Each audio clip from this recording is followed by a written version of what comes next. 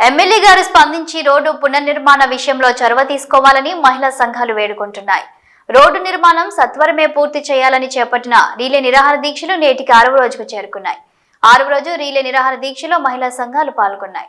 మెదక్ జిల్లా నిజాంపేట మండల కేంద్రం నుండి నస్కల్ నందుగోకుల రాంపూర్ వెళ్లే అంతర్గత రహదారి దెబ్బతిని అధ్వానంగా తయారైందని, రోడ్డుపై ప్రయాణం చేయాలంటే భయమేస్తుందని వారు ఆవేదన వ్యక్తం చేస్తున్నారు.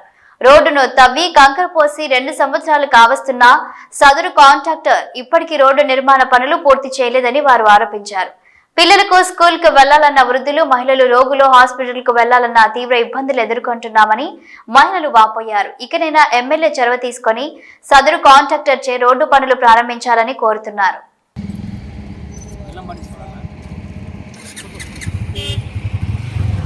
నిజాంపేట మండల్ నస్కల్ గ్రామము. మాకు నస్కల్ నుండి నిజాంపేట రావడానికి రోడ్డు చాలా ప్రమాదకరంగా ఉంది. గత 2 సంవత్సరాల నుండి రోడ్డు కంకర వేసి వదిలేసిరు. కాంట్రాక్టర్ గారు దాన్ని పట్టుకున్నారేమో కానీ దాన్ని చేసిన పని లేదు.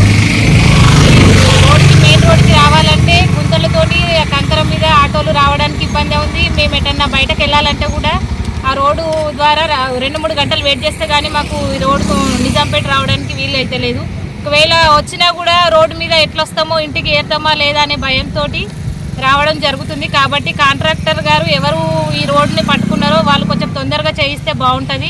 ఎవరికైనా ఆపద జరిగినా కూడా హాస్పిటల్కి వెళ్ళాలంటే కూడా ఈ రోడ్డు ద్వారా వెళ్ళలేకపోతున్నారు. కాబట్టి ఎమ్మెల్యే గారు ఎక్కడున్నారో మాకు ఈ రోడ్డు కొంచెం తొందరగా బాగు చేయిస్తారని కోరుకుంటున్నాము. ఈ రోజుకి 6 రోజులు అవుతుంది. ఇప్పటి వరకు కూడా ఎవరు స్పందిస్తలేరు. ఇంకా కూడా సమ్మె చేయడానికి ఊరు వాళ్ళందరూ రెడీగా ఉన్నారు. మహిళా సంఘాల తరఫున కూడా అందరూ రావడానికి సిద్ధంగా ఉన్నారు. కొంచెం తొందరగా ప్రయత్నం చేసి రోడ్డు బాగు చేయగలరని ఎమ్మెల్యే గారిని కోరుకుంటున్నాము.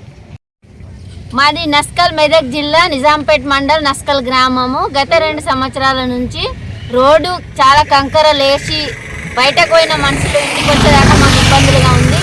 చాలా యాక్సిడెంట్లు జరుగుతున్నాయి. బండ్ల మీద వచ్చి చాలా ప్రమాదాలు జరుగుతున్నాయి.